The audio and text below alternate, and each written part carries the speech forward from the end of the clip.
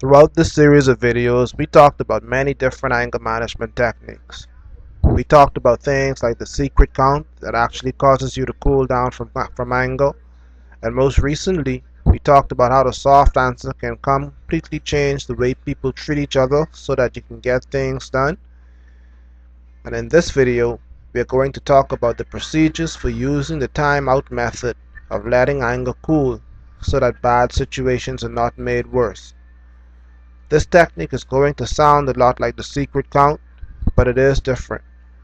With the count, things are able to carry on at that same time, but with the timeout, you're going to spend about half an hour cooling before you get back into what you were doing. And while it is different from the count, you can also use the count along with it if it is necessary. The timeout works on the principle that when you are angry is not the best time to try and resolve issues and solve problems. As we said earlier, when people are angry, there is a tendency for bad decisions to be made.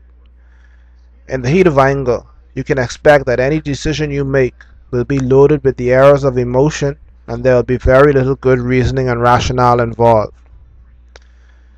It was also said that when people are confronted in anger, that the chances are very high that the response you will get from them will also come from their anger instead of from their goodwill. So let's just face it, being angry is not the best that you or I can do. We can always do better than acting out in anger.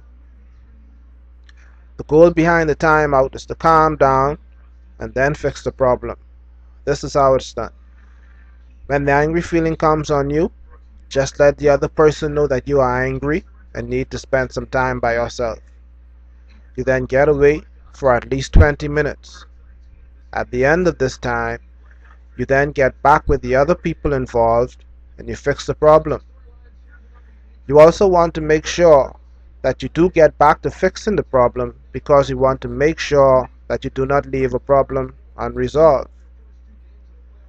To take the time out and not return and fix the problem is actually regressive. If you were to take this approach, you would find yourself always jumping out of things when you get angry and never ever returning to fix it. It would become a habit that sets you back instead of pushing you forward, and this is not what you are trying to do. This is Broad McDonald. Thanks for watching, and see you at the next video, where we'll share with you another way that you can quickly control and calm your anger.